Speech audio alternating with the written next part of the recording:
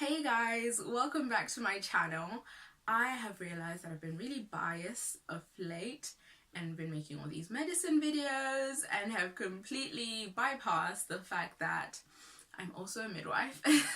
I've been qualified since 2015 and I work as a midwife at the moment as well as study medicine, but more of that in another video. I can link a couple of videos where I've talked about that. But today I just thought I'll do a kind of like, so you want to do midwifery type video. Like, being a midwife is amazing. Midwifery itself is an amazing profession. If you think about being with women and their family in one of the most special times anyone would ever have, throughout pregnancy, birth, and just after having a baby. Now, those can be really beautiful, special times. They can also be really difficult times for women and their families. So being that person that's supporting them is such a privilege and such an honor. So you can understand why so many people want to do midwifery. Now, unfortunately, although there's a shortage nationally of midwives, because it's a NHS funded course, there's a cap on the numbers that the university can train.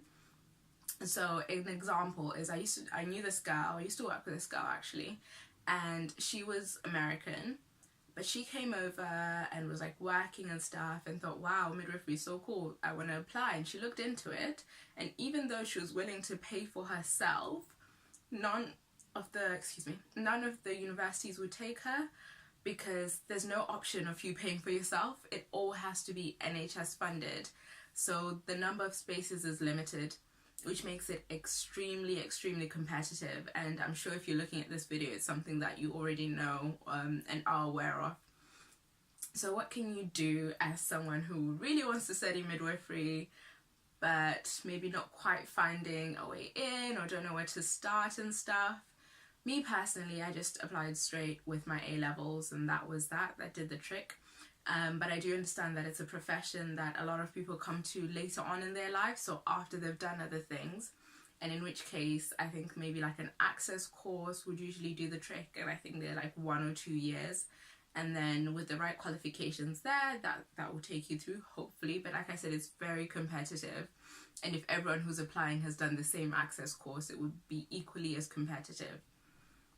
Now, one of the things I would say is knowing what a midwife does. A lot of people think we just hug babies, or that the role begins and ends on a labor ward where you catch a baby, but that's not it. Midwives look after women from the beginning of their pregnancy, throughout the whole pregnancy, during labor, delivery, and after.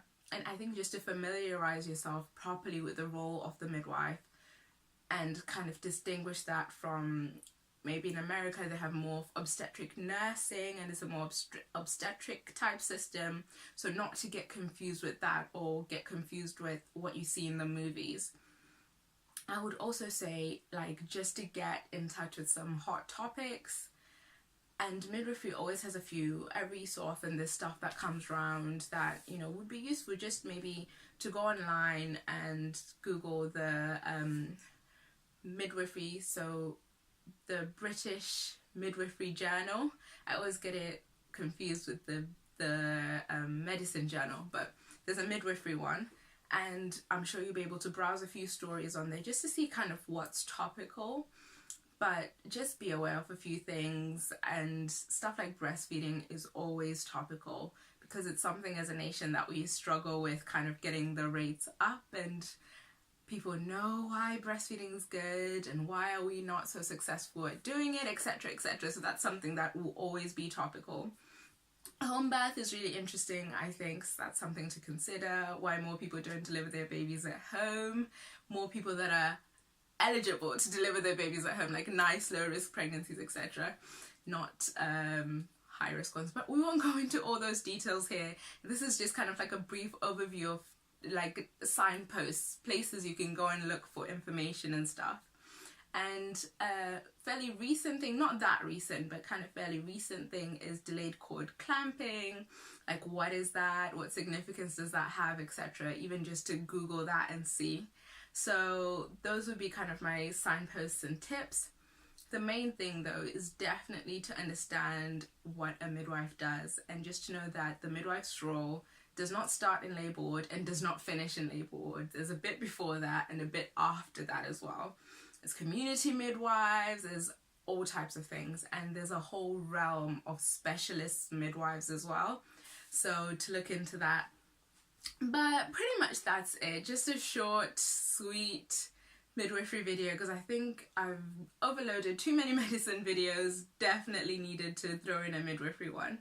And feel free to email me with any questions, put your comments in the comment section, come over to my Instagram, subscribe, etc, etc.